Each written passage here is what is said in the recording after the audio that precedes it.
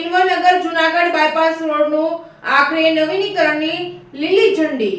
મેંદડા તાલુકાની જનતા ઘણા વર્ષોથી જૂનાગઢ બાયપાસ રોડ અંગે હાલાકી ભોગવી રહ્યું છે, જેનો આતુરતાનો અંત સાથે ખુશીના સમાચાર તાજેતરમાં ગુજરાતના મુખ્યમંત્રી ભૂપેન્દ્ર પટેલ જૂનાગઢની મુલાકાતે આવેલ ત્યારે રોડ અંગે ચર્ચા વિચારણા કરી હતી। આ રોડનું નવીનીકરણ કરવા અંગે લીલી ઝંડી આપવામાં આવી હતી, જેનો આજ રોજ સર ભગતસિંહના સ્ટેચ્યુ પાસે સવારે જૂનાગઢ જિલ્લા પંચાયતના પ્રમુખ અને મેંદડા તાલુકા ભાજપના પ્રમુખ સહિતના તમામ આગેવાનો સાથે ખાતમુહૂર્ત કરી રોડનું કામ શરૂ કરવા માટે અને તમામ આગેવાનો દ્વારા જાહેર કરવામાં આવ્યું હતું। આ રોડની કામગીરીમાં સમયે આગેવાનો દ્વારા સ્થળ મુલાકાત કરી કોઈ પણ જાતનો ભ્રષ્ટાચાર ન થાય અને ઉચ્ચ ગુણવત્તાવાળો રોડ બને તેવી બાંહેધરી આપવામાં આવી હતી। જૂનાગઢથી મેંદડા બાયપાસ રોડ પરથી સાસણ, તાલાળા, ગીર સોમનાથ, દીવ, કોડીનાર, પ્રાચી, માધવપુર, આકોલવાડી, મેંદડા સહિતના ગામોને જોડતો રોડ અતિ ઉપયોગી હોવાથી આ તમામ શહેરની જાહેર જનતાને લોકસભાની ચૂંટણી પહેલા ગુજરાત સરકાર દ્વારા ગિફ્ટ આપવામાં આવી છે। Reporting by Kamlesh Mehta, Mendarda.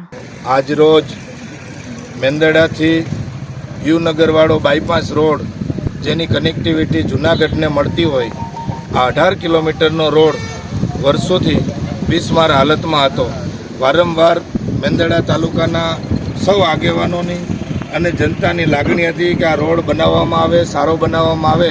એના માટે અમોને રોજ આ લોકો રજૂઆત કરતા, મીડિયાના મિત્રો પણ રોજ રજૂઆત કરતા કે આ રોડ સરકારમાં રજૂઆત કરો અને આ રોડ બનાવવામાં આવે।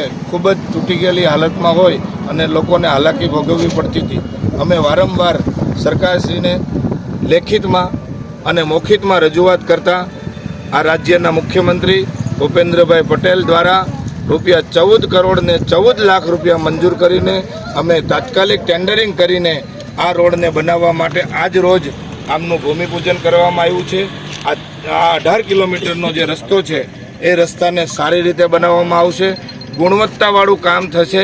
એના માટેની અમે સૌ આગેવાનોએ કાળજી લેવાના છીએ અને આ રોડમાં આપ સૌએ જે હાલાકી ભોગવી છે હવે નહીં ભોગવવાની આવે અને સુખના દિવસો આવ્યા છે ત્યારે આપ મેંદડાની જનતાને હું અભિનંદન આપું છું।